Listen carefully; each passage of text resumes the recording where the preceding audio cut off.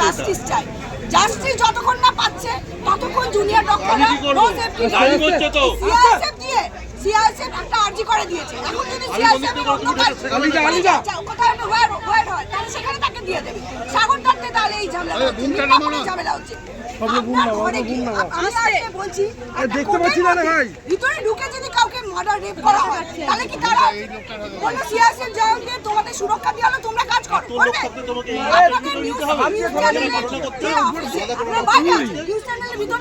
আপনাদের কাউকে rape murder করা হলো, আপনারা তাদের পাশে বন্ধু হয়ে আপনারা কাজ করবেন, সিআইএসএফ দিয়ে দিল। এটা কি দেখতে পাচ্ছি না ভাই? আমরা জাস্টিস চাই, ক্রিমিনাল যারা তাদেরকে ধরতে হবে, তাদের পানিশমেন্ট চাই, তবেই সাধারণ মানুষ ডক্টর থেকে আরম্ভ করে সবাই সুরক্ষিত। এখন কোনো পেশেন্টও সুরক্ষিত নয়। আপনি ধরুন ডক্টর তো বটে, ডক্টরকে তার কাজের জায়গা মানছে, পেশেন্ট ইনডোরে ভর্তি, তার সঙ্গে কি হতে পারে আপনি জানেন?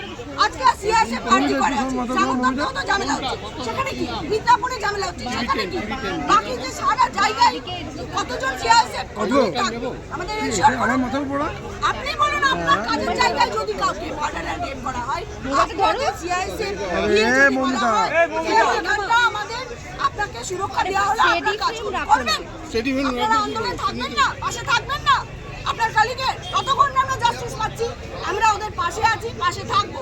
তাতে আমাদের যদি আমরা সিনিয়র ডক্টর পাশে, এই ম্যাডাম 400টা 500টা করে পেশেন্ট দেখছেন, উনি এন্ডোক্রিনোলজিস্ট, আমরা আমাদের ডিপার্টমেন্টে কাজ করছি, যারা ইমার্জেন্সি করছে তাদের যথেষ্ট অসুবিধা হচ্ছে, কিন্তু তারা তো কিছু বলছে না। প্রশাসন কেন ধরবে?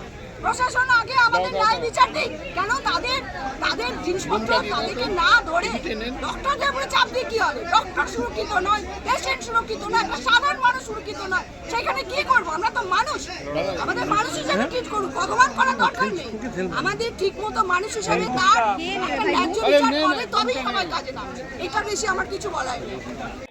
আদালতের কথা বলেছেন, ওনাদের যা বক্তব্য বলেছেন, কিন্তু গ্রাউন্ড রিয়েলিটি আমরা বলেছি যে আমাদের কাছে মানে আমাদের মানে সিকিউরিটির জন্য আমাদের তো সিআইএসএফ পার্সোনালসরা রয়েছে, কিন্তু নতুন সিসিটিভি লাগানো বা কিছু আমাদের ডিপার্টমেন্টে তো অ্যাটলিস্ট নতুন সিসিটিভি দেখি।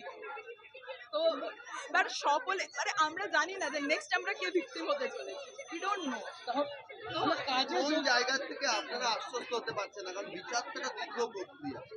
বিচার একটা দীর্ঘ প্রক্রিয়া, সত্যি কথা, কিন্তু এখনো অবধি আমাদের যে কটা দাবি ছিল সেই দাবিগুলোর সবকটা তো সেই দাবিগুলো পূরণের পথে কতদূর এগিয়েছে সেই জায়গা থেকেই আমরা আশ্বস্ত হতে পারছি না। আমরা বুঝতে পারছি না যে এরপরে আমাদের উপরে কি আসবে।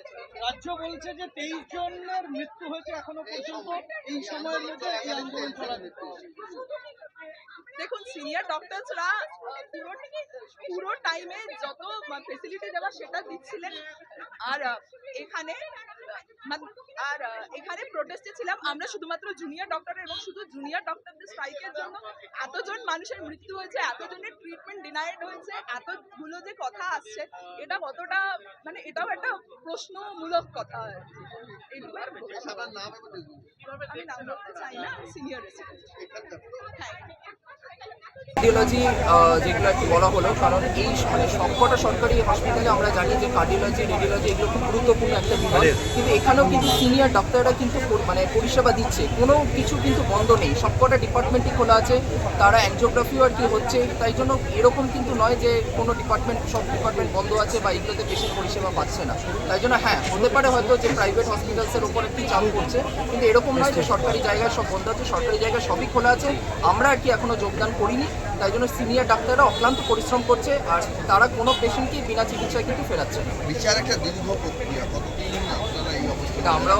এটা আমরাও জানি না, এটা আমরাও মানে 1 মাস ধরে আমরা অপেক্ষা করে আসছি, আরও আগামী দিনও আমরা অপেক্ষা করে থাকবো, কিন্তু বিচারটা যেন আমরা পেয়ে মানে থাকি, আর বিচারটা যেন আমরা নিয়ে যাই এখান থেকে, সেটাই হচ্ছে আমাদের কাম্য। বাংলা খবর, আপনার রাজনীতি, আপনার আওয়াজ।